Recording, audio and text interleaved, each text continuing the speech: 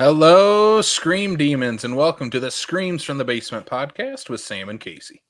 This is a bi-weekly horror podcast in which two horror fans discuss all things horror, including news, recent watches, horror collectibles, and more. Hey, I'm one of your co-hosts. I'm Casey. And I'm Sam. And let's get screaming. Hey, that was on point this time. That was pretty decent. That was pretty good. I'm feeling pretty good about that one. I'm feeling pretty good about this episode, Sam. Hell yeah. I'm very excited for this. We are talking, if you're seeing the title of this episode, we're talking about the two best of the Midwest, SiouxperCon, Halloweenapalooza, both coming up very, very soon. We're talking about two of the best conventions, in our opinion. I mean, it's our opinion, but we think they're two. We're a little biased too, but yeah, we're biased to both of these. But hey, this is our show, and it's our opinion, man. Yep. But Sam, we're not alone. We're not alone. We're not alone this time. We are joined by special guest, first time on the show, AJ Chambers. Welcome to the show. Hello. AJ is a filmmaker from the Omaha area. I met AJ this past April, I think. I don't remember. At the Nebraska convention that I'm drawing. Grand Island? Grand Falls. Yeah, Grand Island. Grand Comic-Con. Comic-Con in Grand Island, Nebraska. Yep. Yes. Nice. So we met there.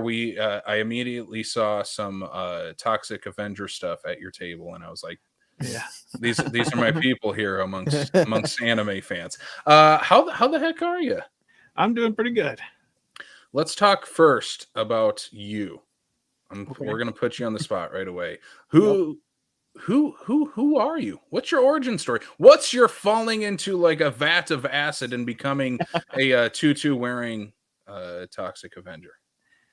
Well, I guess I decided to start making films. I've always been interested in low budget cheesy horror movies, but and then I was always like, oh, if I had the time and money, I'd make movies. But then one day I watched Troll 2, and I was like, you know what, I don't need time or money. They obviously did this over the weekend with no money. Actually, they had a big budget, but that was film. So but yeah, I just decided to start making movies, and I got into it pretty quick. Once people found out that I was doing it, everybody wanted to be involved. And my shorts, I was going to make shorts, and it turned into a feature-length after-school lunch special. So that was a bunch of little short stories. So. Very nice. Yeah. So kind of like an anthology type of stitch? Definitely. That's an cool. Anthology, yeah. Nice. Yeah, I'm gonna say it right here. I'm a bad host. I haven't watched your feature films yet. I need to get on that. Are they on Troma on the Troma now? Everything's on Troma now, except for the one that's playing at your film festival. Okay, that's the only one. Okay.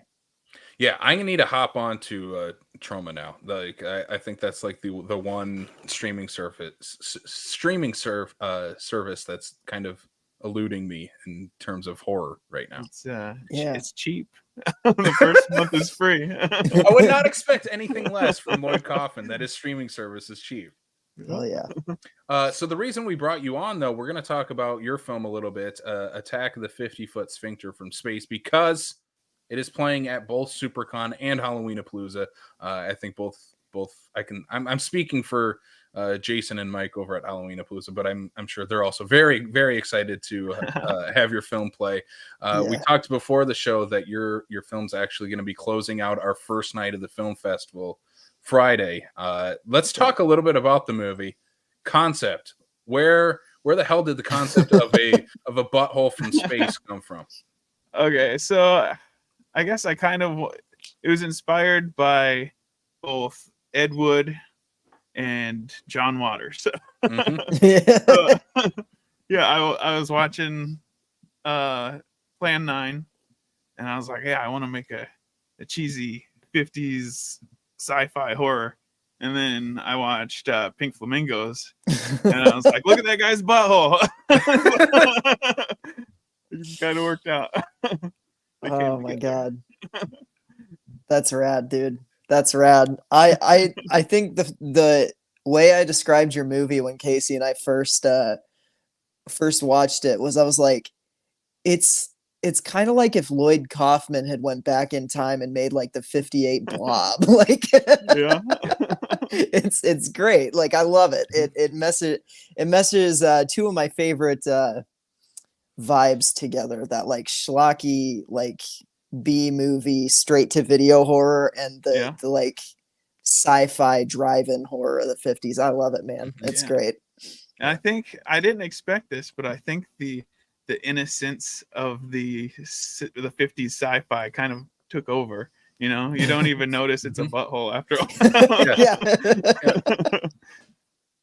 And that's, I mean, that's what makes the joke of the entire short so funny, is that you're sitting there and you're like, this is like a really fun throwback 50s sci-fi movie. And then anytime there's, you know, the butthole comes on screen, it's like, oh my God, yeah, there is a giant floating butthole that's attacking these people. Shooting lasers. Yeah.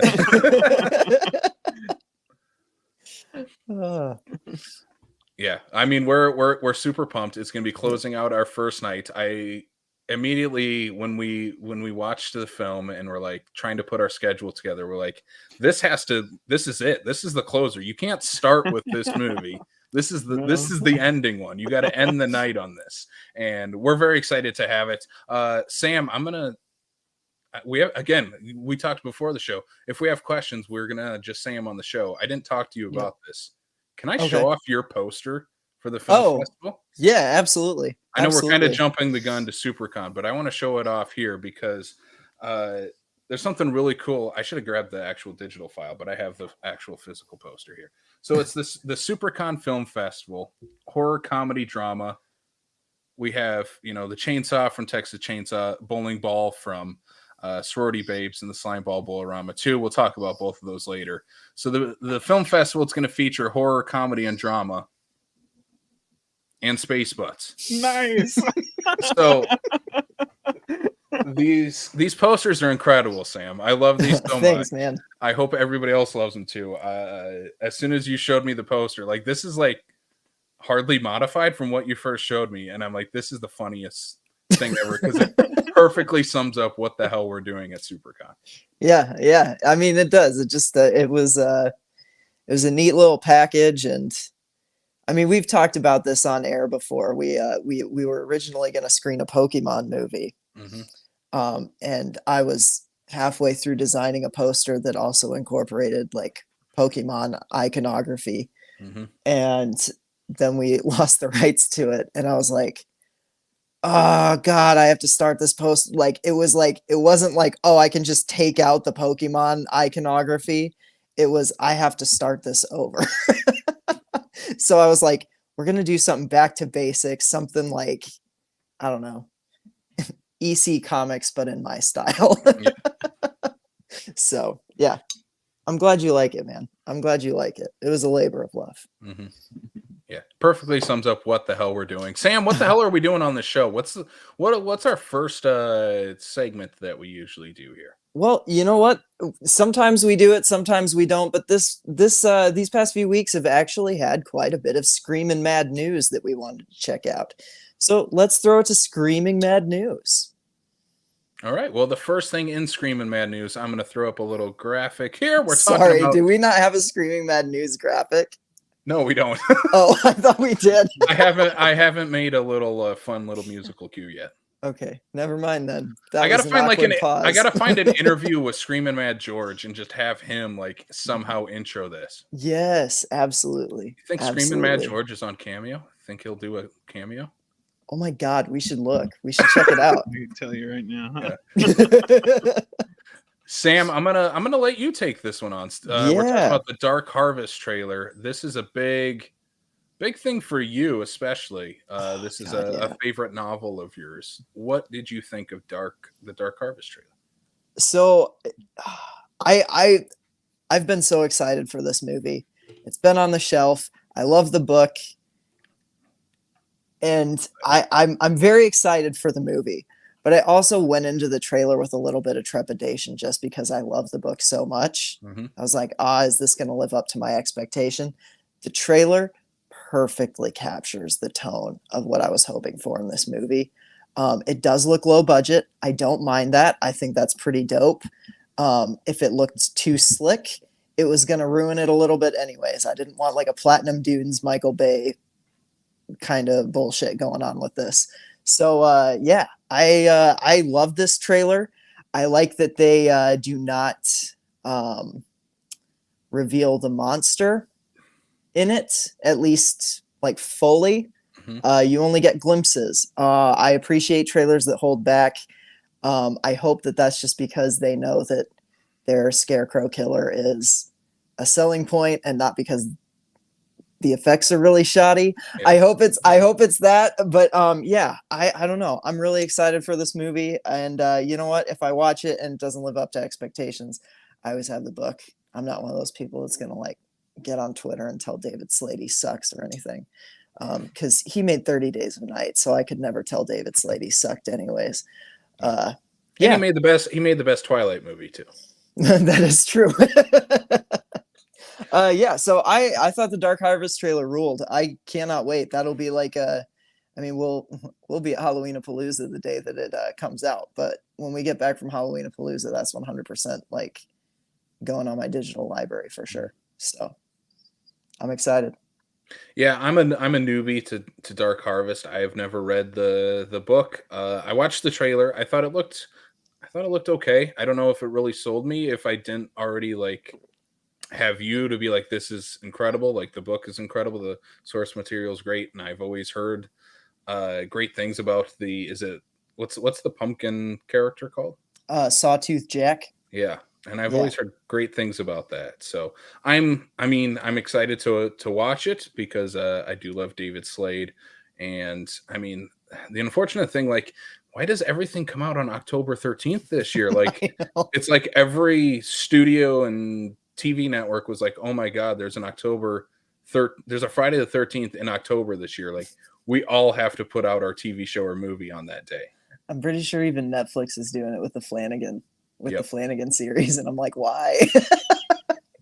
Don't give it all to me in one weekend. Like, spread it out a little bit. Mm-hmm. Give me a spooky month, not a spooky 3 days. How else are we going to watch Taylor Swift in the movie theater if all these other things? I was just going to say it's going to dwarf everything else. Yeah. Right. That's why all the streamings for like they're releasing all the streaming movies on October 13th for the grumpy people like us who are like, Taylor Swift, I'm staying home.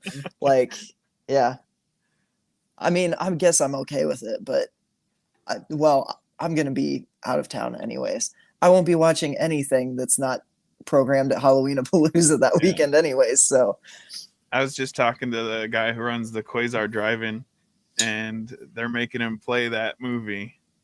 The Taylor Swift one? All of October. Oh, like, no. If he wants it at all, it has to be every time he turns his screen on in October.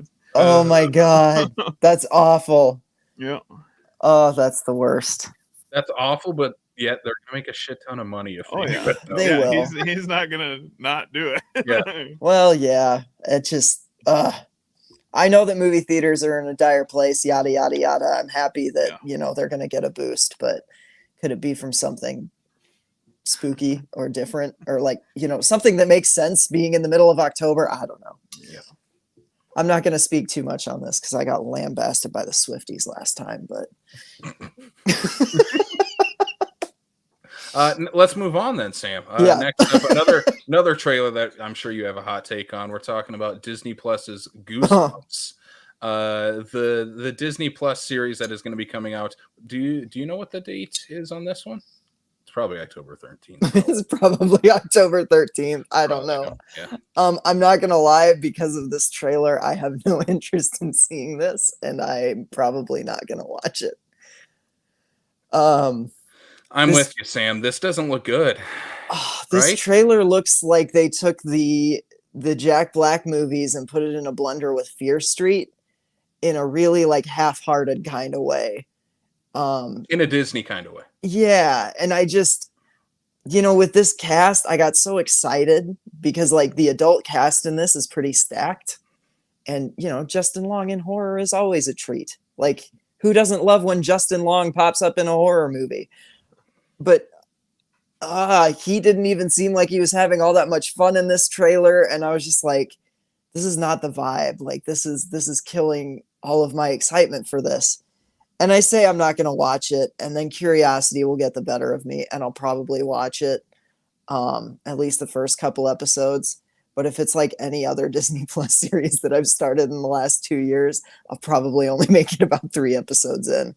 Their series just don't work for me. I don't know. They lose steam so quick. I didn't even finish the Muppets. The Muppets Mayhem. Yeah, I didn't even. I love the man. That's one of the few. Is my favorite. It's probably one of the 2 that I've finished in the last couple of years. I really like that one, but yeah, I'm a Muppet head through and through. Yeah, you should finish that one. That one's actually worth the whole 10 episodes. Guess what, Sam? This does come out on October 13th. Yeah, I figured. This doesn't look very good. Like I was expecting when I heard, I don't know, we heard this maybe like almost 2 years ago now that Disney Plus was doing a Goosebumps. It was series. After the second Goosebumps movies flopped in the theater. They were like, well, we'll go to streaming then. We'll go to streaming. We'll do a TV show. And I'm like, that's kind of the perfect place for Goosebumps anyway. That 90s TV show was pretty rad in my opinion. Mm-hmm. I thought that's kind of the route they would go was like, hey, let's focus on like our 10 most popular novels. Let's adapt those for Disney Plus. Instead, they just go kind of back to the Jack Black route and we're going to mesh them all together into one movie or TV show. And it's like, but why do they do that? I don't know. I don't understand the creative behind that. It doesn't make any sense to me, especially with a TV show. It's like you can tell all these different stories. Yeah. I mean, and part of the fun of the books is like, Werewolf in Fever Swamp works because it's down in Florida in a swamp, and the Snowman of Pasadena works because it's in Pasadena and it's a snowman, I mean, that doesn't really work, but you get what I'm saying. Yeah. Like the Goosebumps books, like they globetrot, they at least USA trot from what I remember. And I just setting an entire series in one town and being like, all of these things happened here. I'm like, no, they did not. Slappy the Dummy did not haunt an entire town that also has a cheesy, like a camera that kills you if you get a picture taken with it, and a mask that attaches itself to you, and the whole town's full of zombies. Like, are they going to do Welcome to the Dead House at the end of the season and be like, ha, surprise, everybody's dead? I don't get this. I don't like it. I'm getting really heated about Goosebumps for some reason, but God. It's the Disney part of it that's getting you heated, I think, Sam. Probably. Did you ever watch Erie, Indiana? Yes. No. That's your rules. It was a Nickelodeon show that it only had like one season in the 90s, and that was a bunch of weird shit that happened in one town. Just like that. Really? Yeah. Okay. I might have. I mean, that's the thing. Yeah, it's probably just the Disney thing because that does sound cool. I just don't want that in a Goosebumps series. Disney ruins everything. They do. Yeah. Ugh. But no, that works for Erie, Indiana, because that's the concept of the show of like all this weird stuff happens, but only the 2 kids really realize all this weird shit's going on. Everybody else is weird. You would love that show, Sam. You should definitely watch it. Is it on Paramount? Most of the old Nick stuff is. It's either on Prime or on Tubi, I think. Okay. Oh, there's a remake of it too, so you got to go for the original. Oh, okay. Joe Dante, I believe, produced the original series too. Oh yeah, it's on Tubi. I think Dick Miller shows up in like a couple episodes of it. Very nice. If I'm not mistaken. Tubi. Oh, I recognize the lead kid. Yeah, he's the kid from Hocus Pocus. Yep. That's right. Yep. Okay. Yep. Oh, that's rad. Okay, I'm definitely gonna watch this. Yeah. This looks cool. Speaking of other things you need to watch, Sam, transitions. Hell House LLC 4, the new trailer for the new Hell House movie coming to Shudder. Hey, you guessed it. I believe it's on October 13th. Maybe not. I actually don't know. The new Hell House movie coming to Shudder pretty soon. Sam, you have not seen any of these, correct? I am a 100% a Hell House virgin. Okay. I have not seen any of these, nor have I even watched. Like, I don't know anything about these movies. All I know is that they are found footage. Okay. You've been telling me since we've been podcasting together that I need to watch the first one at least. And I don't know. It's just one of those that keeps like slipping further down the watch list and I forget about it. And then you bring it up and I don't know. It is what it is. Maybe this is what'll get me. We'll do an episode on all 4 of these. We should do a Hell House episode. I really liked the first one a lot. I think it is probably one of the best found footage movies. It is pretty damn terrifying. It's one of the great like scary clown movies too, where it's like genuinely that clown is terrifying in the movie. Okay. I didn't even know it was a clown movie. That's rad. I mean, it's not a clown movie, but there is a clown in the movie that's okay. It's like terrifying. Building a haunted house in an actual haunted house kind of thing. Oh, okay. Yeah. Okay. Oh, that's creepy. That's a good concept. Yep. Okay. And then the second one is where like the mythology gets like really weird with the house. I don't like the second one very much. Third one gets really weird with the concept, especially by the end where it's like angels and demons or some shit like that at the end of it. So it gets really weird. This one looks like it's kind of back to basics on like the origins of the house. And there's also, I believe it's called like the Carmichael Manor, which is like part of the origin story of the entire mythology of Hell House. So it sounds like the 2 guys behind this really want to like dive deep into the mythology of the Hell House world. And this is one of the concepts that they're going with. I know they talked about a TV show for a long time. That might have been turned into this 4th movie here. But again, found footage. It looks scary as hell. The clown is back. So if you're terrified of clowns like me, like this is going to be right up your alley. Yeah, definitely watch this series, Sam. Okay. Maybe let's do maybe in November when we're stuck at home and it's miserable out and all we have is streaming movies anyways. Well, we'll watch some Hell House and terrifying clowns. All right, last piece of Screamin' Mad news. This one is super exciting. We are talking about the Toxic Avenger remake. Couple things have come out about this movie since we last recorded. We have some new cast photos for the movie. It just premiered at Fantastic Fest? That it just premiered. Reviews have been, I've only seen positive reviews for the movie. It's at like, I don't know, 90-something% on Rotten Tomatoes. Like it's been getting rave reviews. The cast photos show off pretty much the entire main cast and still keep Toxie hidden in that. I think that's the right thing. I'm going to throw it to AJ here. He's wearing a freaking Toxic Avenger hat right now. What's your thoughts on this entire remake and the photos that just came out? Well, the remake is, I love the idea. I mean, it's great for Trauma, you know, because it is not Trauma that's making it. It's Legendary. You know, they make big movies, and they're obviously fans. You know, so I love that they're doing it. I love the idea. The cast photos, I don't know, it's intriguing because it doesn't look anything like the original, you know. So they're obviously taking it a different direction, but I mean, if Lloyd likes it, I'm gonna like it, you know. What I've been hearing coming out of, I guess maybe it's only one review that I read coming out of Fantastic Fest, is someone related it more to the Toxic Crusaders. If that was R-rated more than the Toxic Avenger. And I'm like, that's pretty cool. And probably the more modern concept that you could do with this. Yeah. I did see something about a lot of head crushing, which is good. Somebody said it was stupid in all the right ways. I mean, that's the best way to describe a Toxic Avenger movie, right? Yeah. Hell yeah. Yeah, I'm pumped. I think the big one to talk about is Elijah Wood. That he looks like the Gollum and the Penguin from Batman Returns had a baby, and this is Elijah Wood in this movie. Yeah, I feel like he's going to be a lower level bad guy, and Kevin Bacon is going to be the boss. Oh yeah, I have a feeling we're going to see Elijah Wood have a very gory demise in this movie. I Like mean, he's just from that one photo, I'm like, he's the character that you're gonna hate.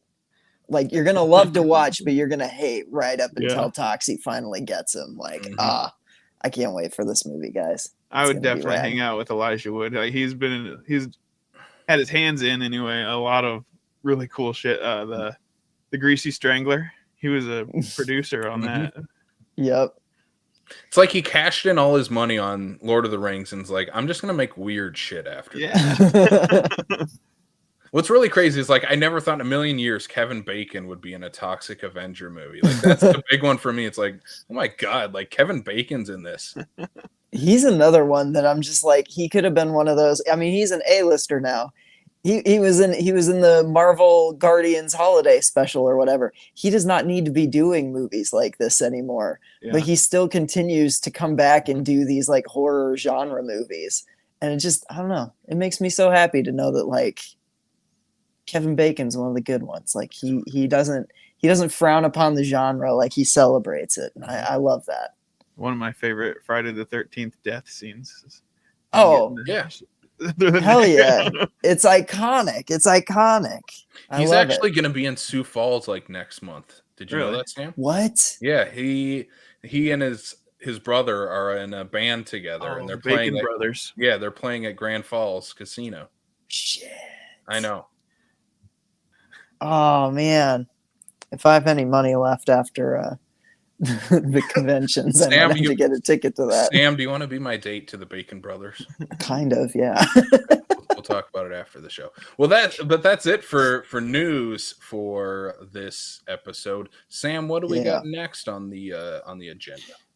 I get to ask my favorite question. To two people this time. Yeah. Casey, AJ, what have you guys been doing? I'll go first because I only have like two things that I've been doing. Very minimal rewatches. Besides two movies we'll talk about when we talk about SiouxperCon later on. The two things I jumped back into the full moon universe. Surprise, surprise on this show.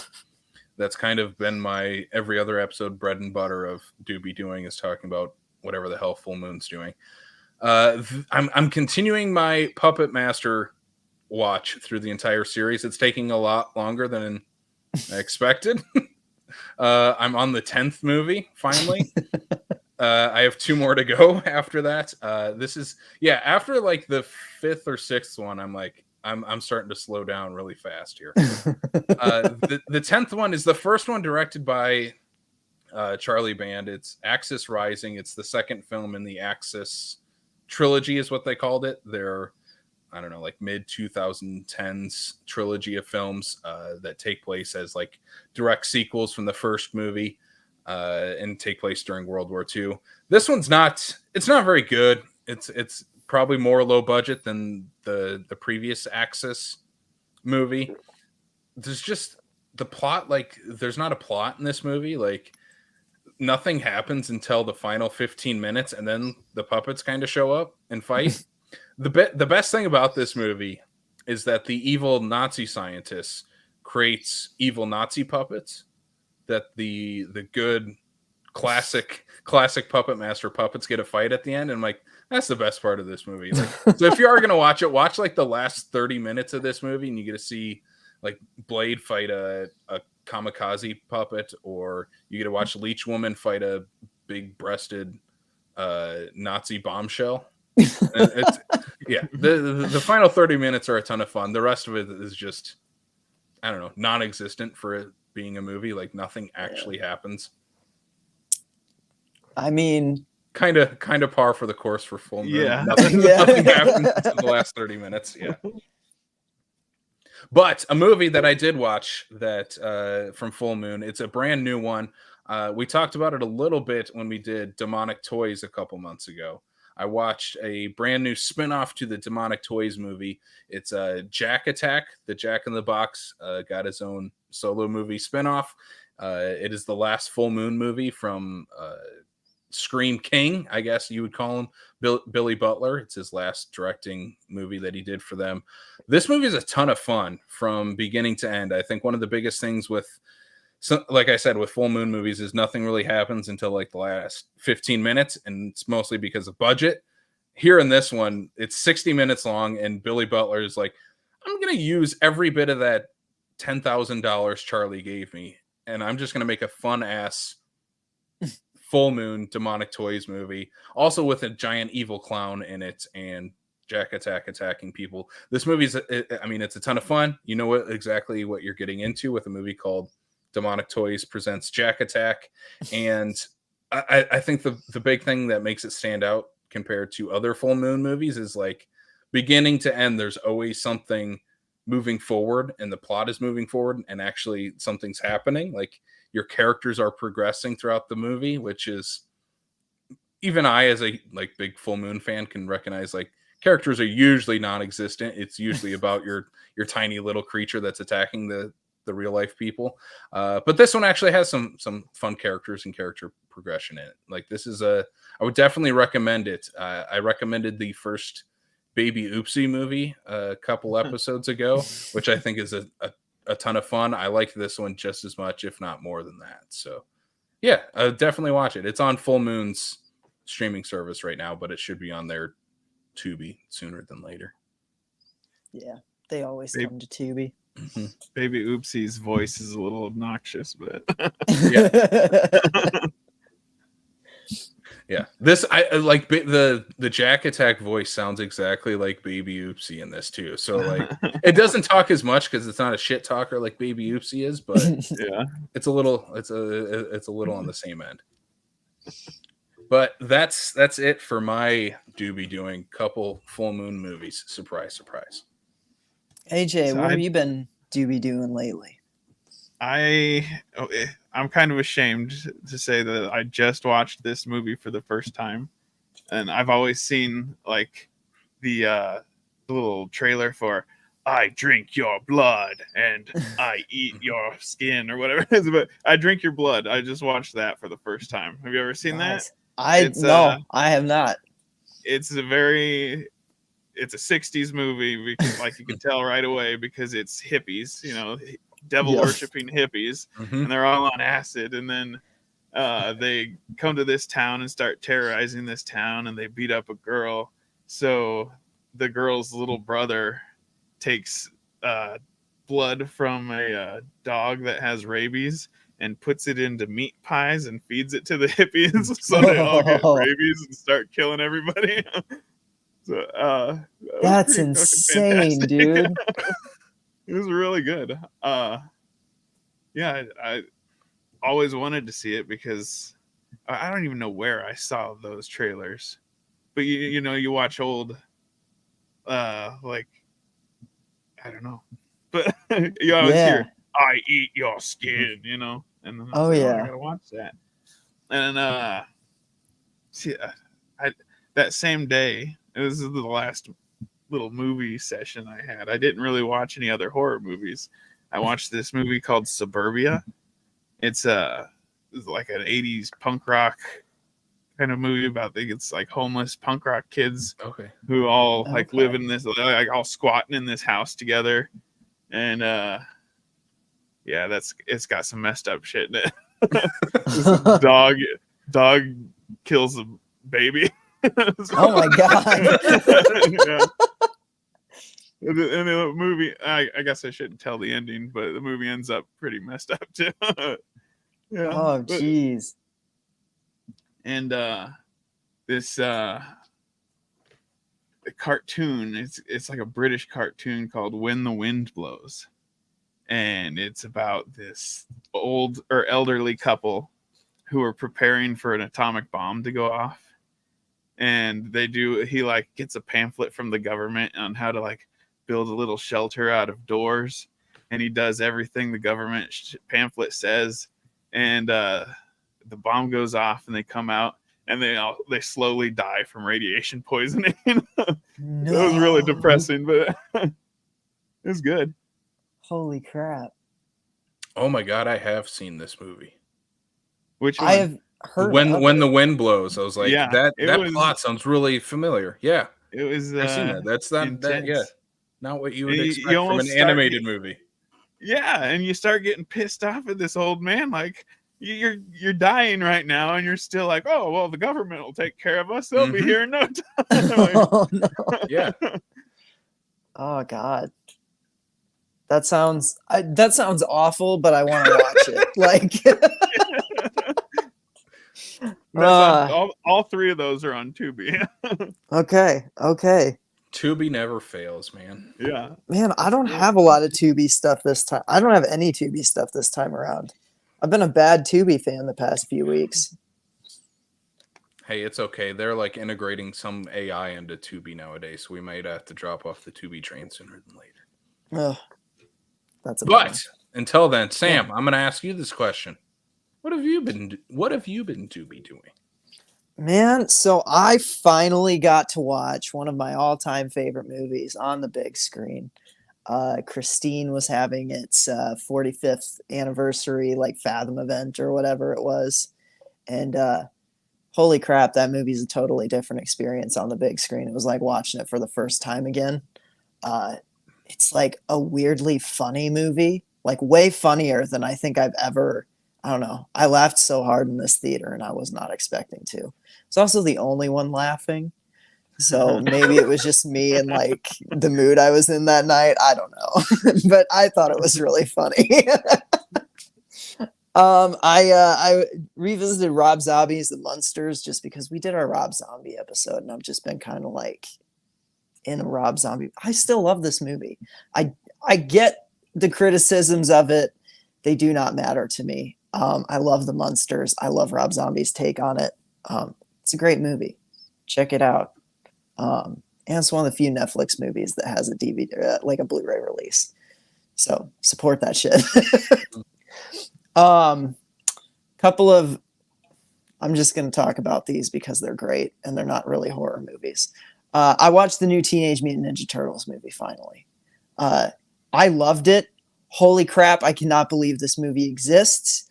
It makes some changes to the canon in some big ways that I could see like might rub fans the wrong way.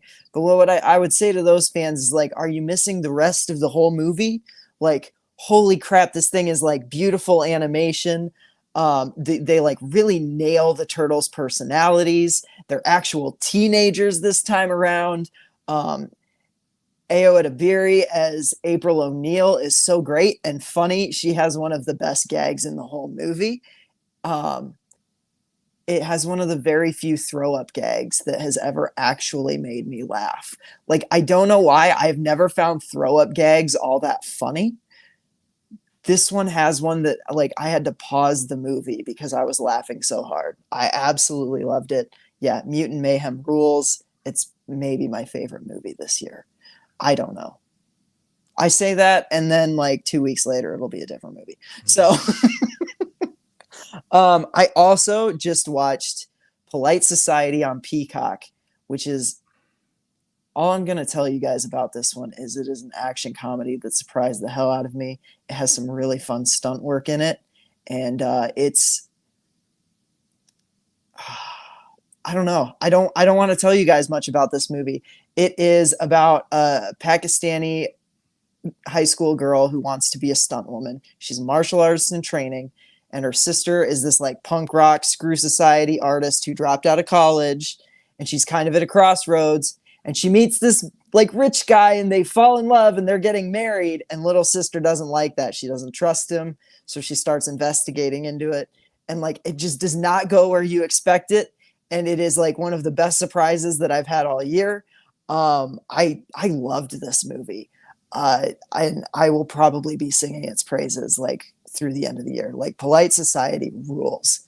Absolutely implore everybody to check that out. Whether you're like, it's not a horror movie, but like, I feel like horror fans will still find something to enjoy in it because there's like some great stunt work, some fun action sequences, like very heightened reality kind of stuff. A little bit like, I hesitate to compare it to this because not a lot of people love this movie, but the Ben Stiller, Walter Mitty movie. Like, kind of has similar, like at times a similar tone to that, where it's like, is this really happening or is it not? And yeah, it's great. I love it. Okay, back to horror. I watched The Blackening, the horror comedy that kind of came and went in theaters this summer, and not a lot of people seem to come out to it, myself included, but I haven't been seeing a lot of things in theaters. This movie's hilarious. I don't think it nails the ending, but as like a riff on horror and black characters in horror, and it's a Lionsgate movie that kind of openly parodies Saw in certain aspects, while not being a Saw parody. But there's like definitely like Saw DNA in this thing. Mhm. And oh my God, it's hilarious what they do with it. Third act loses a little bit of steam. I don't think they completely stick the landing, but it's a great time. Like, I absolutely recommend it because I laughed the whole way through it. And there were some jump scares that legitimately got me. Like, it was, Is that streaming anywhere? it's Lionsgate, so I don't think for it's, rent, yeah, right? it's for Yeah. rent. Yeah. So that's how I watched it. But yeah, so The Blackening's definitely worth a shot. On Shudder, I watched The Angry Black Girl and Her Monster, which is like a new take on Frankenstein. I really liked this. It was it's not a perfect movie. It's got some, it runs a little low on steam in the third act, and I didn't quite understand what the final scene was kind of getting at, which might have been a me thing more than the movie. But I just didn't feel like it really knew where it wanted to go with its ending. That said, it's got a lot of like really biting social commentary, some great gore. There's head smashing in this movie. And it's pretty gnarly at times. Like, you see people's faces get like obliterated, and it's like, oh God. Like, not necessarily like a fun watch because like the social aspects of it are pretty heavy. But like, definitely worth your time, especially if you have a Shudder subscription. And then because we're doing a live show at Halloweenapalooza, I decided to go back and rewatch a Friday the 13th movie that up until this point was probably one of my least favorite in the series. And it bumped up quite a bit on this rewatch. I don't know what clicked with me this time. I just get it now. But I rewatched Friday the 13th, the final chapter, and that movie, it friggin' rules. Like, holy crap.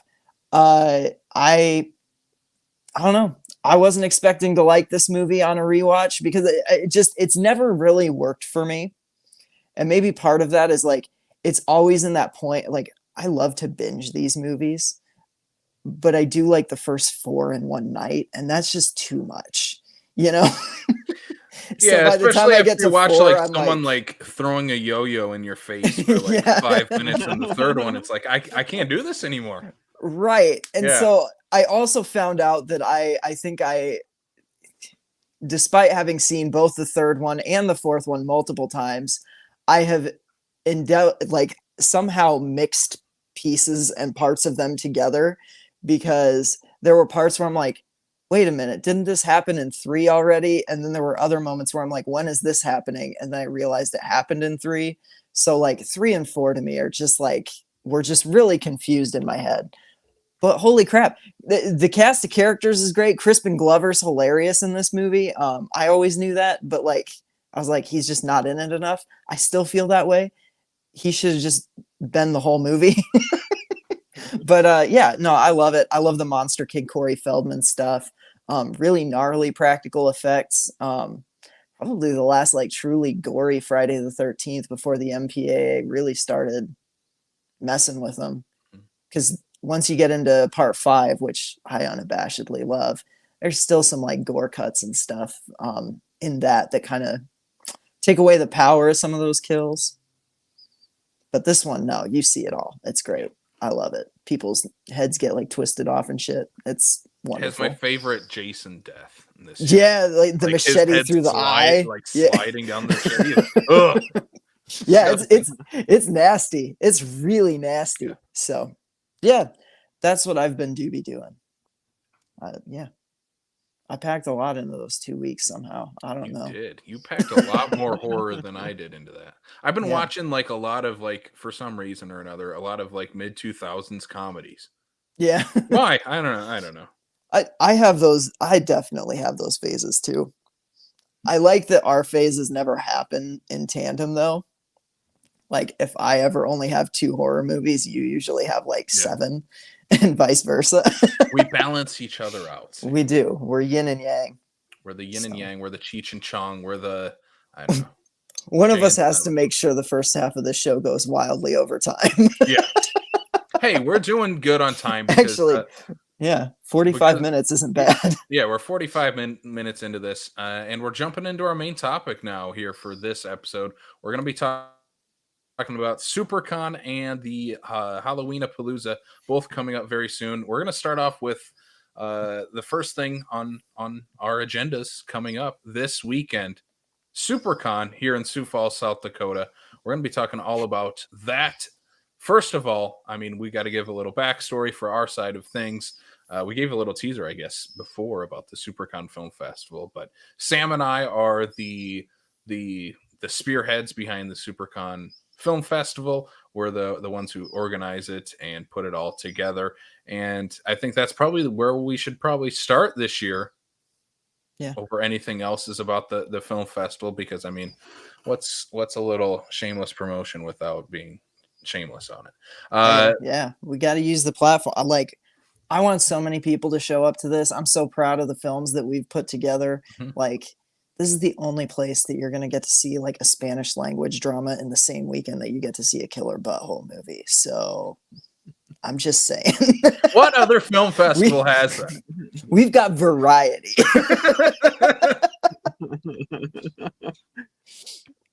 I'm just going to kind of run through our schedule of everything, and we'll go from there. The first things first. I mean, one of the big ones for us. We're kicking things off. The first thing we're showing at the film festival on this Friday, we are kicking things off at 6:00 with Texas Chainsaw Massacre 2. We have some very incredible guests coming to SiouxperCon this year. We've announced them on the show. We're going to talk about them right now. We have Caroline Williams, Stretch from Texas Chainsaw Massacre 2, and we have Bob Elmore, who played Leatherface in Texas Chainsaw Massacre 2. He did the stunt work for the film.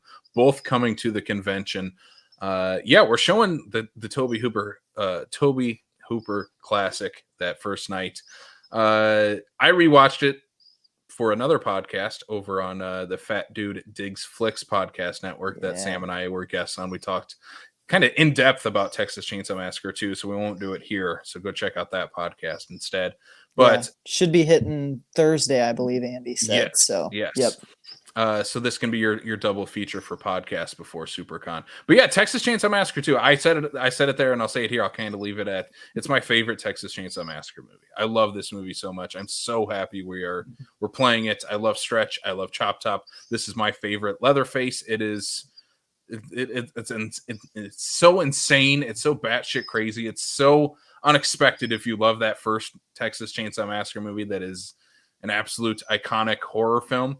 This is like the exact opposite of that, where that movie's like, I need a shower afterwards. This one, I'm like, yeah, get him, Dennis Hopper, with your dueling chainsaws. I know we said this on Andy's podcast, but on rewatch, I just love how the second half of that movie is anytime you see Dennis Hopper, he is just chainsawing a support beam somewhere in this underground labyrinth, and nothing happens because of it. Yeah. Like, people like to talk about Indiana Jones being like worthless in his own movie. I'm like, have you seen Texas Chainsaw 2? Dennis Hopper does nothing. Hey, Chop top one-liners, man. Yeah. You dented my plate, you dog dick. Chop Top is easily like, yeah, he's the best. Oh my god. Bill Moseley. One of these years we'll get him. Yeah, I not so subtly tried to tell him to come to South Dakota, but that didn't work. We shot our shot, right? We shot our shot. Maybe next year.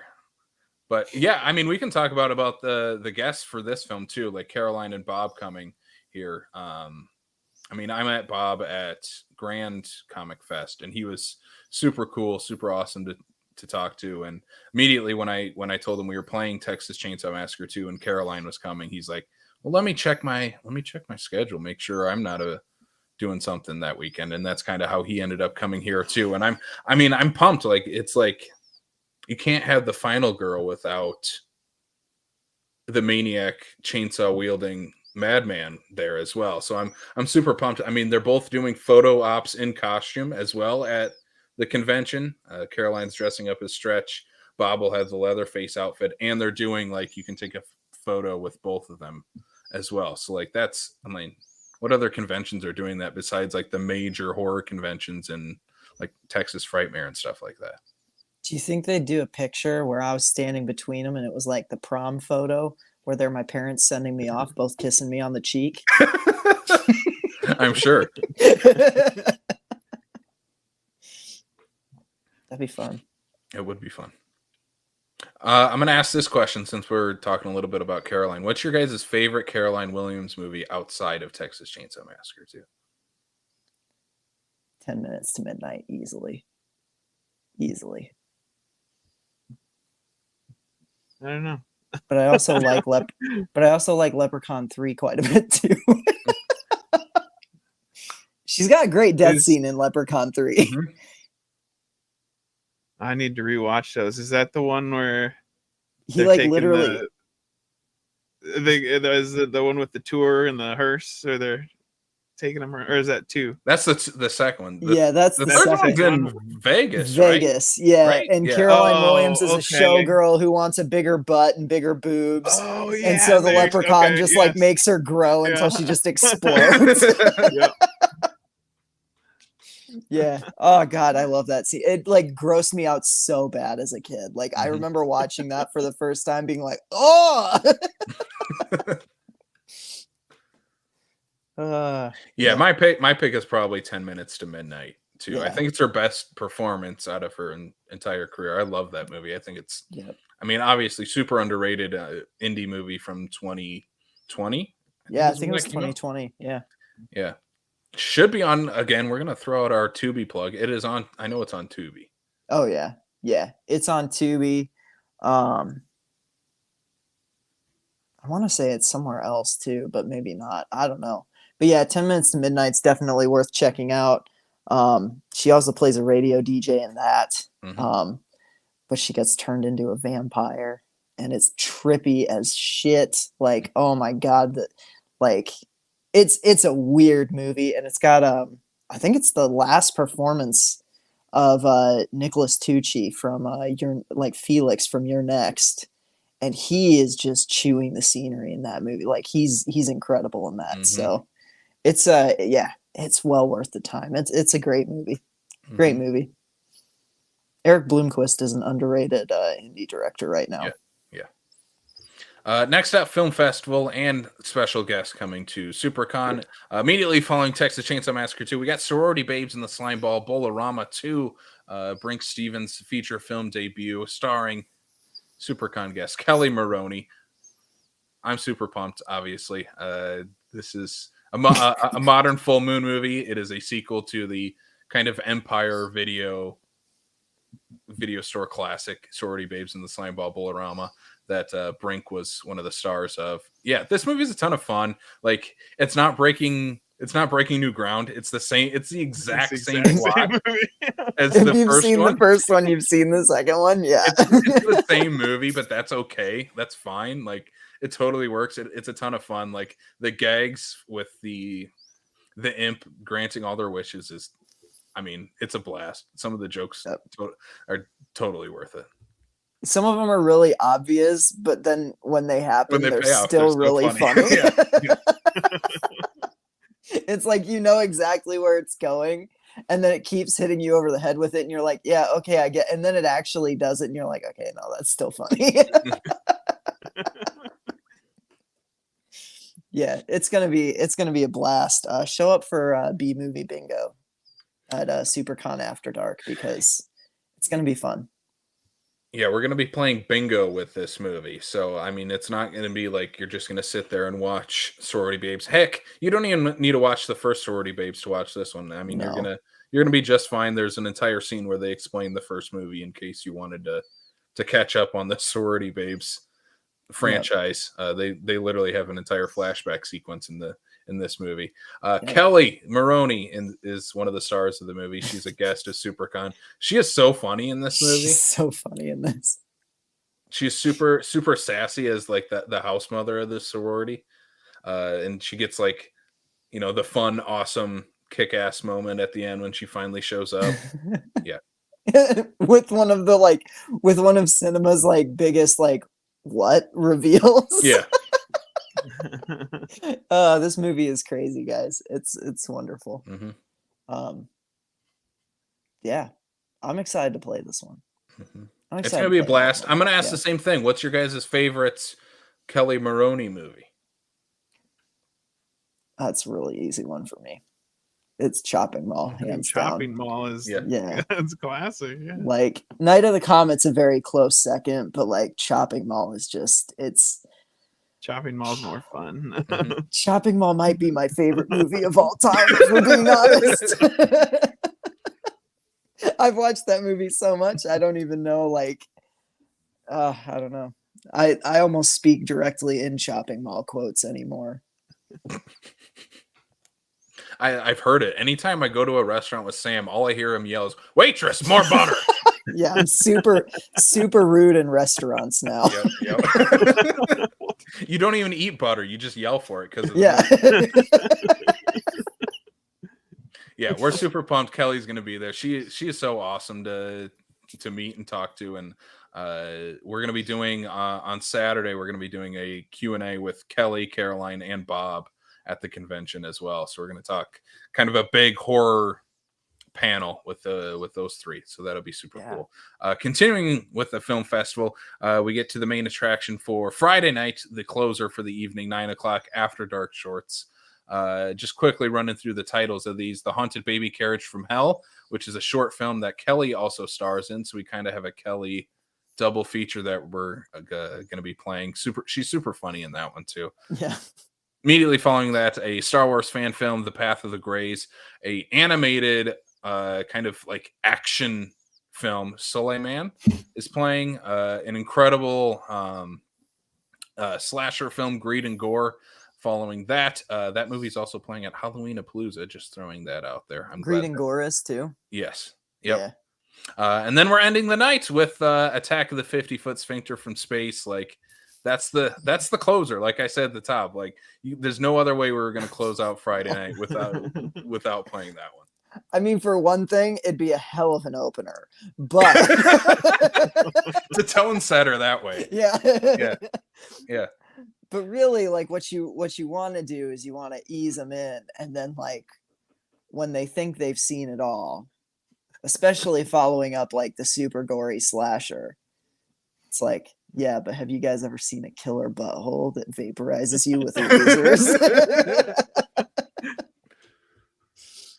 So that's go ahead. I had so much fun making that little Mars set too. Oh God, I bet, dude.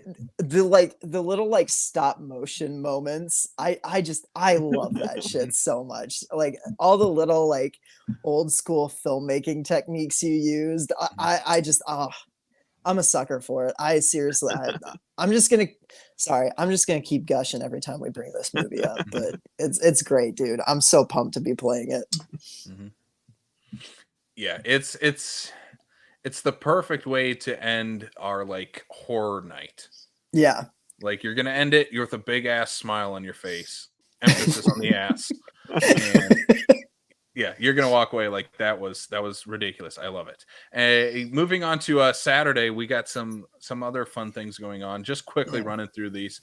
We have a screenwriting panel at 3:00. We have a short documentary at 4. 5:00. We have a local feature film here to Sioux Falls.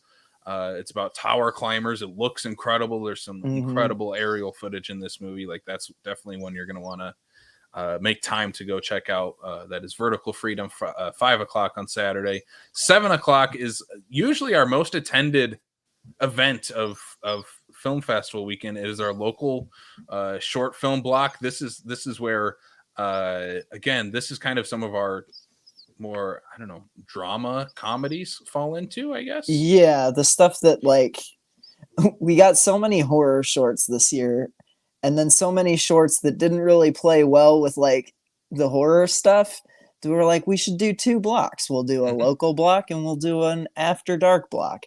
And there's some more local-ish things like Attack of the 50-foot Sphincter from Space in the late night block. But yeah, like the local shorts kind of are, I don't know, they're maybe a little more family friendly.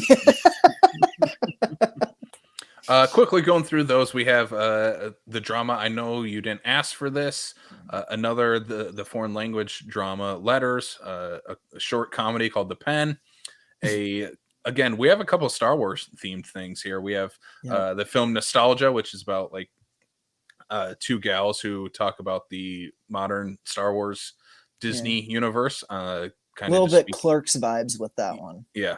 Yeah. Speaking my language in that one for sure. Perchance to Dream, which is kind of this moody Western, shot West River, South Dakota. Consumed, which is the one I would say horror film that we snuck into the local block here. Kind of a horror drama with that. And then we end things off with a stop motion Lego movie called If Lois Was Wrong About Superman's Identity. So a ton of fun, all of those. And then immediately following that, we're going to do a Q&A session with Saturday's filmmakers there as well, answering some questions about their work and stuff. But the last thing on Saturday, we had to make sure we had a actual proper after party for the film festival. Yeah. So on Saturday night, we're going to do an after party immediately following that panel around 9:30, 10 o'clock at Remedy Brewing Company, which is going to be their location like 2 blocks south of the convention center, so walking distance. Yeah, so if you want to hang out, Casey will be socializing and I'll probably be in the corner on my phone wishing I was in bed. Hey, it's two types of people in this world. it's your one night a year, Sam, to go out. It's true. No, once I get there, I'll socialize. I'll dance my ass off and have a good time. But, you know, I'll complain the entire time we're walking over there. That's true. That is 100% true. And then you'll be fine as soon as we get there.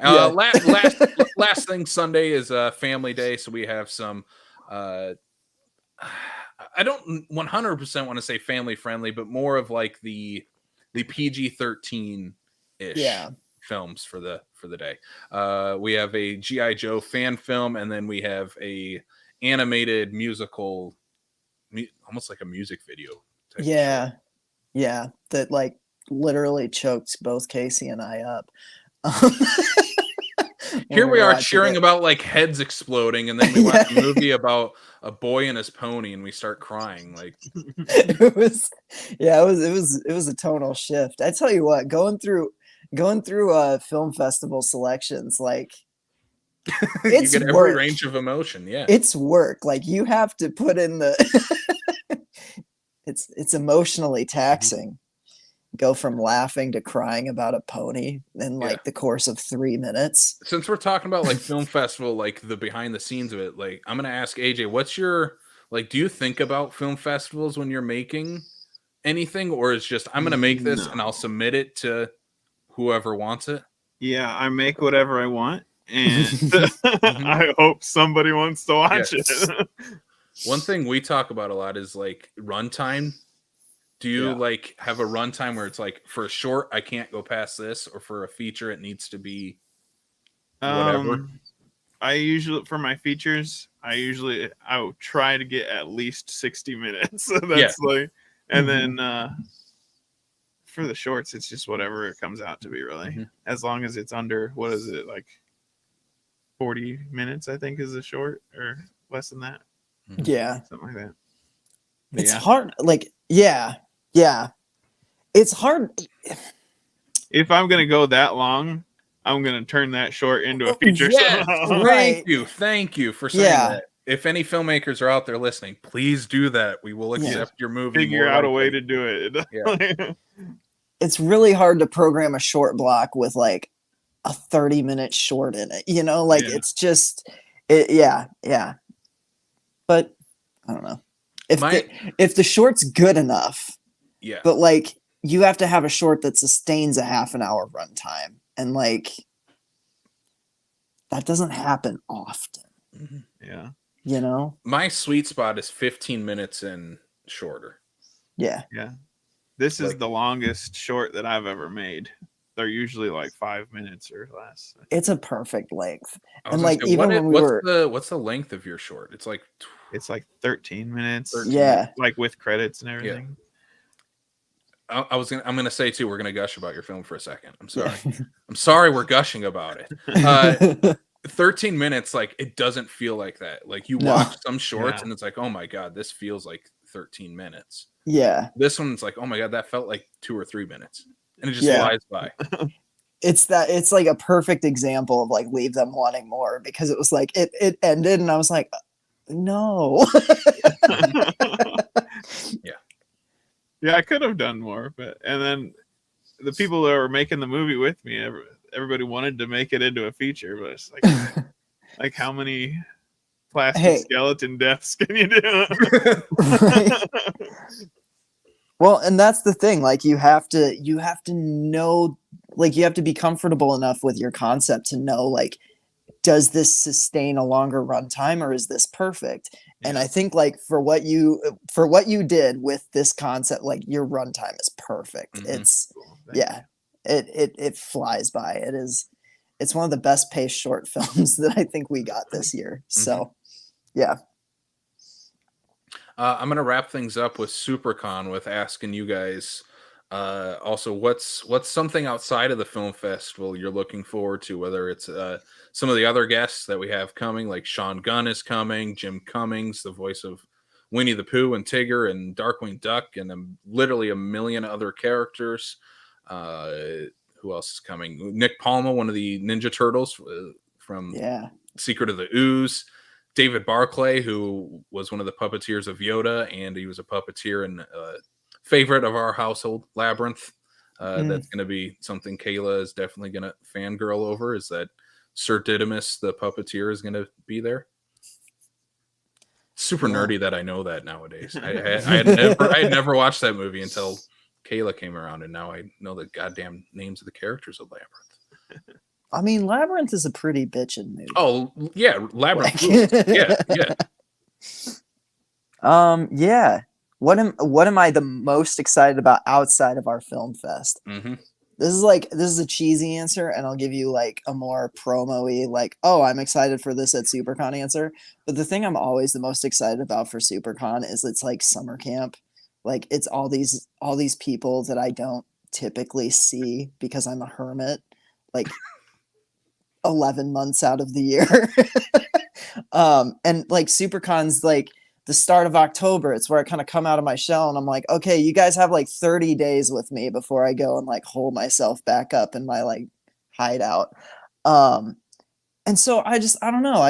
We get to see like the Wednesday comics and a comic book look guys and like people like Seth Benson and you know, like all these like regulars that come through, and I don't know, we get to hang out with people that I don't see all the time, and you know, we get it's like our one time a year that we hang out with Nick Simon and you know, like and Tony Fleeks, and they're just people now that I just look forward to seeing every year at SiouxperCon. But that said, I think the thing I'm the most excited about, I think it's just like honestly like having Jim Cummings there. I'm very excited to see Andy host the Q&A with him on the main stage. I'm really excited to just meet him and perhaps get an autograph. And just, I don't know, hopefully maybe get him to say something in his Darkwing Duck voice. Oh my God, I don't know. Like Jim Cummings to me, like he'll be the one, like I kind of already have history with Kelly and Caroline, and like I'm pretty sure because of that I'll be cool around Bob too. I don't know if I'm going to be able to be cool around Jim Cummings. If he does the Pete voice from like Goofy, I'm gonna lose my mind. I'm gonna lose my mind. I'm just Right. yeah. AJ, what about you? What are you most looking forward to, guest or otherwise? I don't know if you know this, but Sean Gunn and James Gunn both started out in Troma. So Tromeo and Juliet is like fucking phenomenal, and I'm excited to meet Sean Gunn and talk about that. And I need to. I don't have a copy of that. I need to get a VHS copy of Tromeo and Juliet. Absolutely, dude. That's awesome. You might be the only person that shows up that whole weekend with a Tromeo and Juliet thing. But like, I love that. Yeah. I love that. Yeah. And he's not gonna have that on his table. Oh yeah, no. Especially not if print off your own 8x10 of him in the movie and bring it to him. Yeah. I didn't like any of the shots you had available, so I brought my own. Here's some extras in case anyone else asks you about Romeo and Juliet. Wasn't it when Casey, when you met? It wasn't when it was the second time you met. I'm trying to say Mark, but from The Room, Greg Sestero. Yeah. And you brought, was it a Puppet Master action figure for him to sign? And he was like, no one has ever asked me about this movie before. Yeah, he was Toulon in Retro Puppet Master, so I got him to sign my Blade action figure. He's like, where did you get that? He's like, no one asked me about that movie. I'm like, no offense, it's better than The Room, but... Yep. Oh my God. Yeah. I feel like as horror fans, we all have that though, right? Sean Gunn with his brains hanging out. See, you need to print that off and have him sign that. Absolutely. I feel like as horror fans, like we all have that, like for instance, our friend Blake on our group chat just recently sent like a tweet from like a guy saying like Frankie Muniz told me like I was the first person to ever ask him about Stay Alive. I'm like, yeah, that's because I haven't met Frankie Muniz yet. like, I'm not going to ask him about Malcolm in the Middle or Agent Cody Banks or anything. Like that is the first, like Stay Alive was, I mean, it was a gateway horror for me. It's not good, but I still watch that like yearly. In fact, it's almost October. I'm due for my like annual watch of that movie. It's Sam Stay Alive time. Yeah. I'll echo what you guys said. I'm the one I'm probably going to be most nervous to even try to approach is Sean Gunn. Just because I'm like, you're like a movie star now. You're in the Marvel universe. You're a Guardian of the Galaxy, and I'm like, he's probably the coolest dude on earth. I 100% believe that, but it's just the fact that, oh my God, this guy's in the Avengers movies. Like, how cool is that? The other thing is like, I don't ever meet the wrestlers that go to SiouxperCon because I'm a huge wrestling fan, but I'm terrified because they are always so much bigger than I think they're going to be. And I'll see them and I'll walk by and I'm like, I want to talk to you because I love your work, but I'm like, I'm scared. I'm legitimately scared to meet you, but maybe I can overcome my fear this year and finally just shake Ron Simmons' hand or something. They need to bring in Rey Mysterio so you're not as intimidated. So I'm at least bigger than the rest. Yeah. I'm just kidding. Rey Mysterio would still be super intimidating. No, I'd be probably more scared to meet him. Right.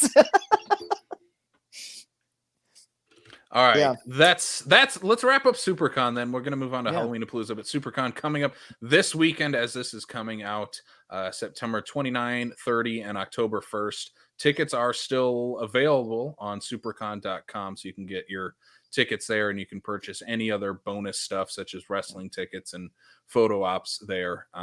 Super excited. Wednesday night, I believe now, right? Yep. We extended it. Yeah, so get your tickets. I mean, it's like $10 a day, I think is what we're at. I should probably remember what the actual ticket prices are. It's like, it's 15 if it's at the door or something per day. But if you get them in advance, it's only 10 per day. So $30 for the entire weekend. Like, I can't think of many other conventions, probably besides like Halloweenapalooza, that's you can get that much entertainment packed into one weekend. Heck yeah. Yeah. So get those in advance and make sure you show up early to Like, make sure you get there in time for screenings. Like, don't show up right when screenings start, because like Show up film at room, least the 10 film room minutes fills early. up. Yeah, it fills up. So yeah, it's about 10 minutes early. You should be good. But yeah. All right, let's move on. Coming up two weeks after that, we got Halloweenapalooza in Ottumwa, Iowa, October 13th and 14th, a Friday and Saturday. Friday the 13th, to be exact. And Hell guess yeah. what? That's their theme for this year, Friday the 13th. How cool is that? I mean, internally, Sam, you and I were speculating what the Halloweenapalooza guys were going to be doing because we knew it was on Friday the 13th. We saw the Jason hockey mask logo and like, who the hell are they going to bring? Because last year we had the pleasure at SuperCon to have Deborah Voorhees, CJ Graham, and Ron Sloan at SuperCon. So like, oh my God, who from the series are we going to meet now? And we're meeting 3 different people. Four. Oh my God, I forgot about 4. Holy crap. Yeah. They keep adding guests. I can't even keep up with it. They have Tom Matthews, who was in Friday the 13th, Part 6. He was also in Return of the Living Dead 1 and 2. I love those movies. Super excited that Tom Matthews is going to be there. Lar Park Lincoln, who was in Part 7. She is the what's her name in that movie? Do you guys remember? Tina Shepard. Tina. Here's the thing. I just went on a mini rant to Maria about this the other night when we were watching the final chapter. I'm like, if you can't remember what an actress's character name is in a Friday the 13th movie, just guess Tina, because there's like a 50% chance you're right. There is a Tina in every single one of these movies. Holy shit. Like, did Sean Cunningham just like have a thing for a girl named Tina that he just couldn't let go of for like 6 movies? Because oh my God, he actually wrote a song called "A Girl Named Tina," and that's what they're basing it off of. Yep, it's insane. Speaking of Tinas from Friday the 13th, Part 7.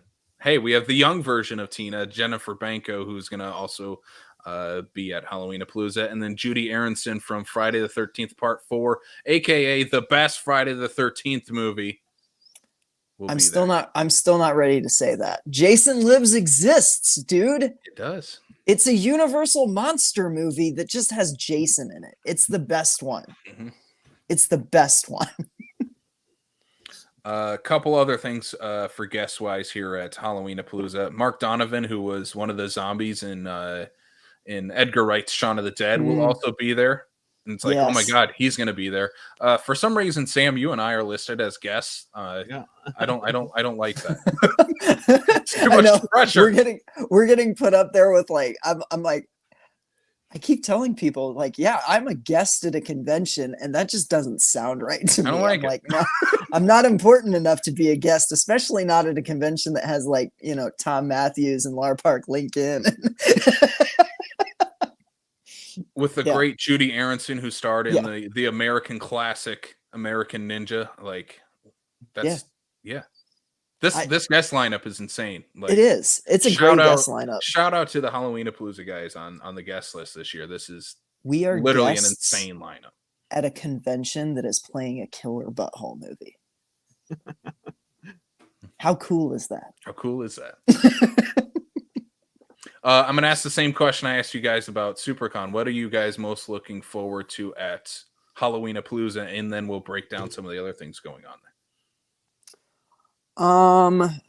I mean, this kind of spoils some of the breakdown, I think. But one thing that I'm pretty stoked for is watching the supercut of the Never Hike Alone movies Friday nights. Because apparently they're playing those cut together, and I'm a Womp Stomp Films kind of guy. I love that they've been I don't know, keeping the Friday the 13th franchise alive. We've talked about this. Like, over the past few years, Friday the 13th has become my go-to horror franchise. Like, it might be my favorite one at this point. And the Never Hike Alone movies just they rule, dude. I can't wait to see those. I'd love to meet Vincent DeSanti sometime, because he's just, I don't know, just seems like a cool dude. And I'm also just excited to like check out. I feel like 2 years ago when we went, we didn't hit the film fest part as much. This year, I think I want to hit more film fest blocks. Ditto. Just because I liked what we saw 2 years ago, and I think we were just so like in awe of like, oh my God, there's all this like cool stuff that we just like we're kind of going around everywhere, not really focusing on any like. Yeah. I'm excited to zero in on some stuff and actually like watch some movies. I mean, full disclosure, we went 2 years ago. It's where we met Kelly Maroney for the first time at that Halloweenapalooza. And I think both of us, it was our first official horror convention that we had ever been to. Yep. So it was like, oh my God, our people exist. Like, yeah. Like this is like we belong. The freaks scene of we accept you, one of us. Like that's what that felt like walking into that spooky ass hotel in Ottumwa. And I'm excited that they're going to be in an actual, like, I know last year they were in the bigger convention center. AJ, did you go to last year's Halloweenapalooza? I had a table last year, so I was kind of stuck at the table the whole time, but it was fun. It was cool. And I really bummed out. I was wanting to meet Debbie Roshan. Yeah. And 2 years in a row she canceled. Yep. She was supposed to be at the one we were at too. Yeah. One of the weird memories that I have from 2 years ago at at Halloweenapalooza was like there was a Stephen King marathon, like an all weekend long Stephen King marathon on AMC. And they were just playing nothing but Stephen King movies. And I'm a massive Stephen King fan. So like it was so great. I'd go down to the floor, I'd walk around, I'd see all this horror stuff, and then I'd go up to my hotel room and I just had AMC on it. Like I never turned the TV off. So like at any given time I could just walk into my hotel room and a Stephen King movie was playing. And like the whole vibe of that weekend, we were in like the haunted, creepy hotel. Halloweenapalooza rules. I'm so excited to come back this year. I know it's not in the haunted hotel. I'm thinking maybe Casey, we have to like drive over to the haunted hotel, take some EVP recordings, you know. I think they do a tour still. I think they do, actually, right? Yeah. Maybe we should do that. Maybe we should do that. Yeah. That'd be fun. I don't think that might be a you and me thing though. Yeah, I was going to say, that might not be a group of 4 activity. We're going to have to leave Kayla and Maria at the convention, and you and I are going to go all Zach Bagans and Yep. AJ, what about you? What are you most looking forward to at Halloweenapalooza this year? I'm thinking maybe this hypnotist now. See, I've met Tom Matthews already, but I still am super excited because I think that was my introduction to horror was Return of the Living Dead. Yeah. That was when I really got into it, you know? Yeah. So, yeah. And I talked to him for a while. What was it? Midwest Monster Fest. I'm wearing the t-shirt right now. Yeah. A couple of years ago. That's where I met him, and I talked to him, and I can't think of names right now. But anyway, I talked to him for a while, and he's a really cool guy. That's awesome. And, yeah. That's one thing I liked about Halloweenapalooza too, was like, I know they're in a bigger space now, so I'm prepared for like a little bit more people, but like it never seemed swamped. It never seemed like crowded and like bustling. Like I do not do well in crowds. I am 100% not that person. And I don't know. I kind of love that you could just wander up to people's tables and just hang out and chat with them. Yeah. I hope even with the bigger scale, they don't That's lose how that. it was last year too. Sweet. Like, they even a couple of what was it? The can't remember the guy's name. He was in some alligator movie. I don't know. But one of the guests came over and just hung out at our table and talked to us. Really? Yeah. That's awesome. That's awesome. Oh.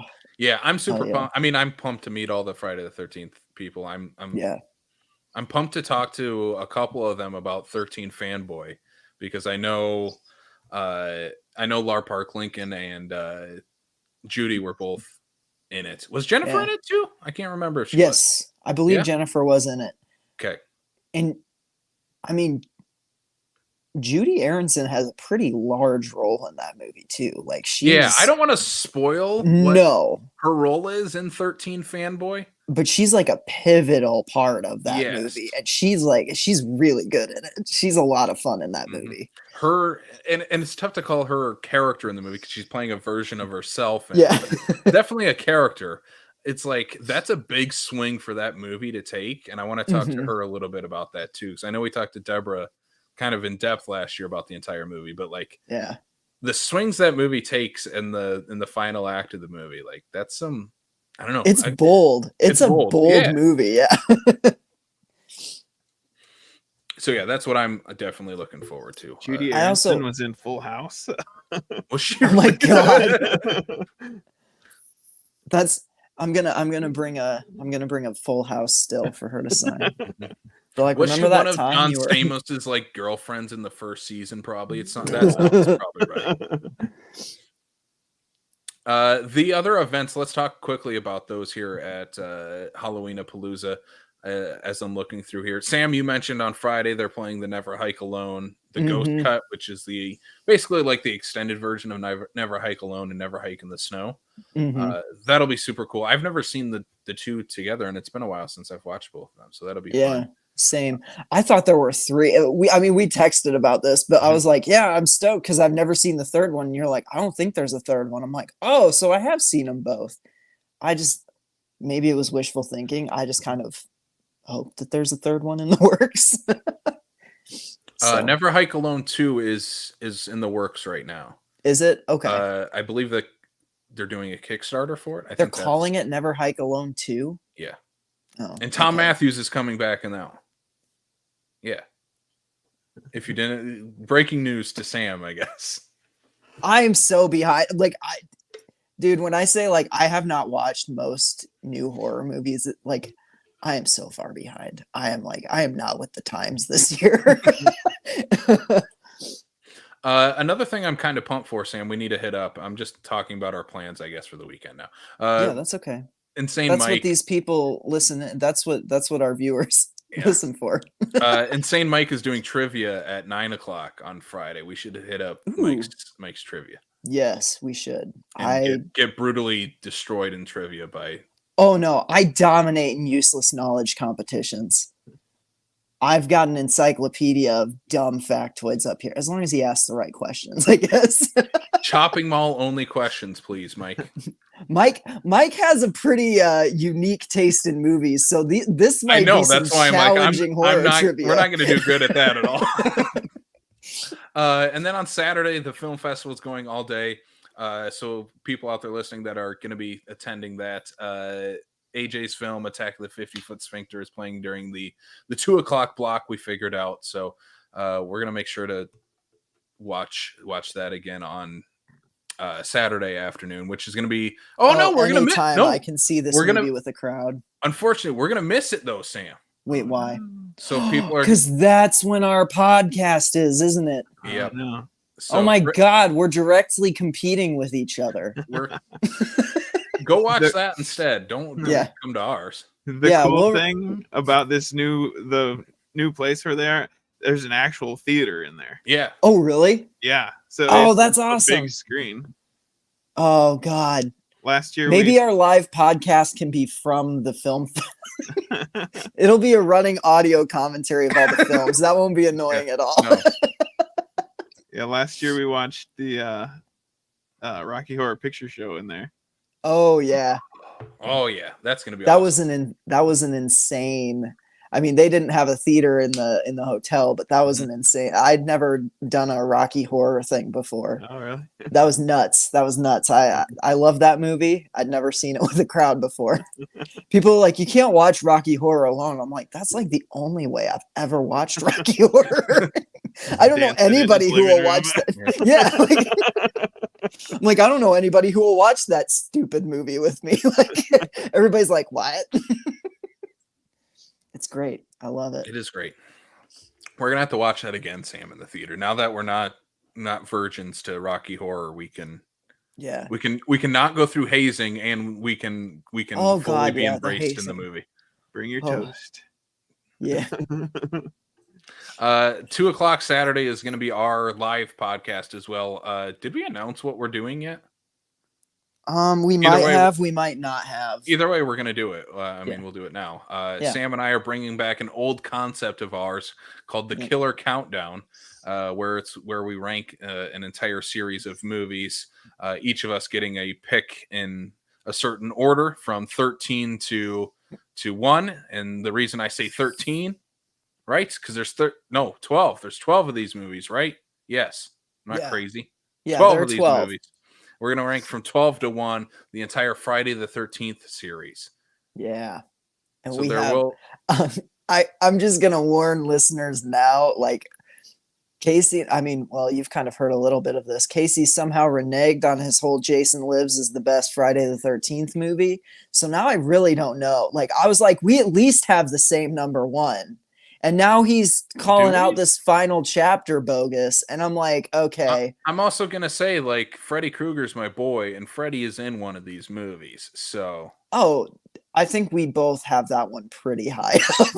Could be number 1, though. I don't know. I don't know if I have it number 1, but could be. It's up there. People will have to come out. I was 10 when that movie came out. That movie was an experience for me. All the kids on the playground talked about it. Oh God, I know. I heard about that for like 6 months, and I finally went over to someone's house whose parents were cool enough to let us rent it. And that movie grossed me the fuck out. I still, like, to this day, I think of like Jason in the ground with his like beating heart exposed, and I still kind of like gag a little bit. Like, I don't know why, but that visual ever since I was a kid just grossed me out so bad. Love that movie. We should do a whole episode on that. Have we done an episode on Freddy versus Jason? Not, but we're going to do a live episode on the entire Friday the 13th series. Right. That's right. I'm going to ask this question before we move on. AJ, what's your favorite Friday the 13th movie? Oh, God. I have trouble with favorites. I can tell you my favorite kill is from everybody's least favorite Friday the 13th movie. In Jason X, where he freezes that girl. Yes! It's such a good kill. And I'm sorry, Jason X rules. Jason X rules. It's a Battlestar Galactica episode with Jason in it. What is not to love? Like, it's so good. But other than, I guess my favorite one is. See, it's a toss. I really like Jason Lives, but that's my favorite. Yeah, by a mile. Yeah, that's probably it. Yeah. Oh man. Maybe I will rewatch Jason Takes Manhattan and have a complete 180, and it'll become my favorite because that movie's a piece of garbage, and it's going to be the worst of the series. The worst part about that is they're in a lake, right? They're in a lake, and they take a boat to Manhattan. Yeah. Didn't you know that was established in the first 7 movies? Crystal Lake is somehow attached to the Atlantic Ocean. Okay, that movie might be dumb, but like, I really, I like parts. I like a lot of parts of it, and I think it's got one of the funniest endings. I think it's hilarious that they drown him and he turns back into a kid. Like, he turns back into a normal kid. Like, he's just. Also, I'm so glad that you at least say that this one's the worst of the franchise, because there are a lot of people that would say Jason Goes to Hell is, and I'm sorry. The cold open of Jason Goes to Hell alone puts it like up further than highest. It's not a great movie, but that cold open is incredible. I love it. The final girl being an FBI agent, and then like it's a trap for Jason. They just blow him straight up. Like, oh my God. They could have stopped it right there. Yeah, probably. Yeah. Title card, Jason Goes to Hell, and that's it. I mean, it would have legitimately just delivered on what the title promised. He woke up, he chased a girl, and then the Navy blew him to hell. Blew him the hell up, yeah. I'm going to wrap up Halloweenapalooza here quickly with we already talked about it. Last thing that they always do on Saturday night, Rocky Horror Picture Show. Like, super pumped for that. But I'm going to use a little transition to our plugs for the show here, because I mean, all of us are very excited for both of these. SiouxperCon, Halloweenapalooza, both coming up very soon. Get your tickets now for both. All three of us are going to be there, so say hi or don't say hi, whatever. We don't care. The last thing I'm going to say as our transition, we're talking about Friday the 13th. We'll eventually talk about Friday the 13th Part 1 at our podcast, Sam. But AJ, you worked with someone from Friday the 13th Part 1. Yeah. Tell us a little bit about that. Ari Lehman. Ari Lehman rhymes with demon. He's a fun guy. He was the devil in my newest movie, which I'm almost finished with. It's a movie about witches, and I'm showing like exactly what women were accused of in like the Dark Ages in Europe for witchcraft. You know, they're out in the woods kissing the devil's butthole and fornicating with the devil, naked around the fire. And, but yeah, Ari was awesome to work with. His band, First Jason, is in the movie too. Oh, nice. Got a song, and I made a music video for him. That was fun. What? Yeah. Oh, that's so rad, dude. And it's got clips of the movie in it. He wanted to do like the 80s style, like show us playing on stage and then show clips of the movie in between. Oh, hell yeah. That's so cool. Is the music video out now? The music video is out. It's on YouTube. You can go to First Jason's YouTube page and check that out. Dude, I'm definitely gonna check that out. Yeah. I just got to help out and run camera on a music video shoot a few weeks ago. First time I'd done a music video shoot.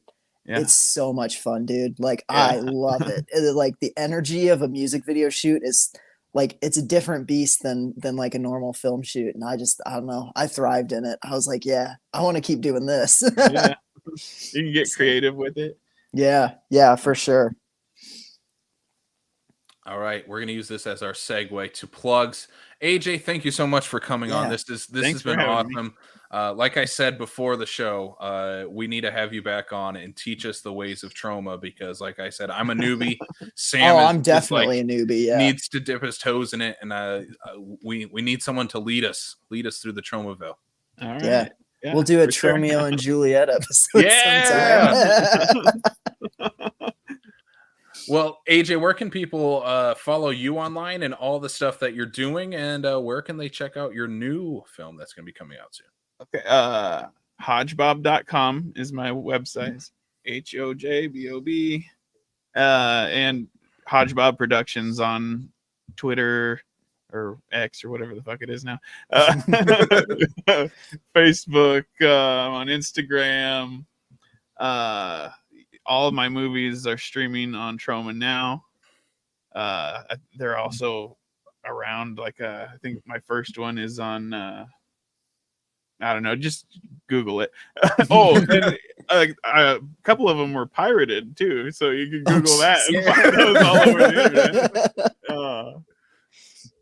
Watch the paid version, people. Don't tell them to pirate it. Yeah. The new one is, give Troma your like $3 a month. Come on. Yeah. $4.99. The first month is free. There you go. And, so the new movie, I'm hoping to have Blu-rays by Halloween. Oh, hell yeah. You can get those on the website, hodgebob.com. That's awesome. Well, and what's the new movie called? Lust, Magic, and the Witch's Sabbath. Yeah. Hell yeah. That's a dope title. Yeah. That's a really cool title. I've been seeing the like behind the scenes posts and stuff, and like I'm pumped for this, dude. Like it's gonna be cool. I'm excited. Yeah, it's my first serious movie. I mean, it's got some funny stuff in it and everything, but like we went full on, like, we're gonna take this movie seriously. Oh, so this is like your Lords of Salem. Yeah. This is like where you're like show us some shit. Yeah, I mean, there's still like over the top blood spray and shit.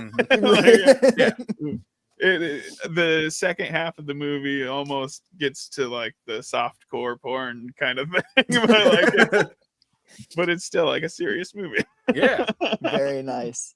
Yeah, we are pumped to check it out. We'll talk about it on the show. Like, definitely, like, Oh yeah. cool. We'll talk about it when we check it out too. So yeah, go follow everything AJ's doing over there at Hodgebob. We're pumped to be playing Attack of the 50-foot Sphincter from space at SiouxperCon. It's gonna tear the house down. Sioux Falls is not gonna be ready for for space buttholes. That's for sure. Yep. All right, Sam, want to give us the plugs for our show, and then we will wrap things up for the night. Yeah. All right. Well, if you like this and you're not watching live and you're waiting until Friday, you can subscribe to us on Apple, Spotify, and Google Podcasts, at least until 2024, from what Casey's telling me. Google's going away. Yeah, well, not Google itself. Google's not going anywhere. Google's gone. Okay. Google's gone. Instead, breaking news. No, Google Podcast is actually going away at the end of the year. It's going to get turned into YouTube Music. I'm sure they'll call it YouTube Podcast or something at that point. But yeah, which makes sense because Google owns YouTube, blah, blah, blah, all that. Yeah. Whatever. So for the meantime, Google Podcast still eventually, whatever that turns into, will still be there. Cool. Yeah. You can also check out our merch on tpublic.com. We've got some cool t-shirt designs. I'm kind of hoping to put up like an October exclusive. I'm working on a little bit of a design. So yeah, keep an eye out for some TeePublic stuff. We've got 3 really cool designs up right now. So, rep your favorite horror podcast. And you can follow us on Facebook, Twitter, TikTok, and Instagram. And I'm still calling it Twitter. I don't care. Just search Screams from the Basement. And yeah, we'll be on all of those platforms until they go the way of MySpace.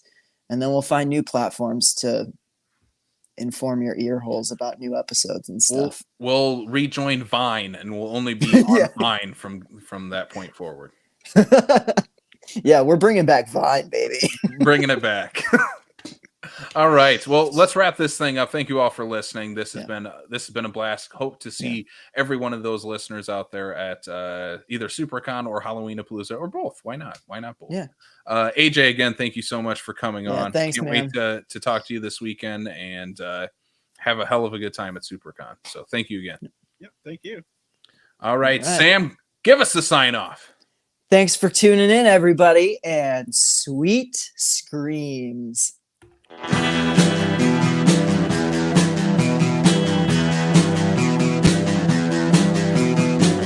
You're listening to the Prescribed Films Podcast Network, home to hundreds of hours of free podcast entertainment. The shows on this network all have a common goal, providing you with the best discussions about movies and other forms of entertainment media. The PFPN hopes to fill your earholes with audio joy. Visit our website with links to all the other amazing shows at www.thepfpn.com. Thanks for listening.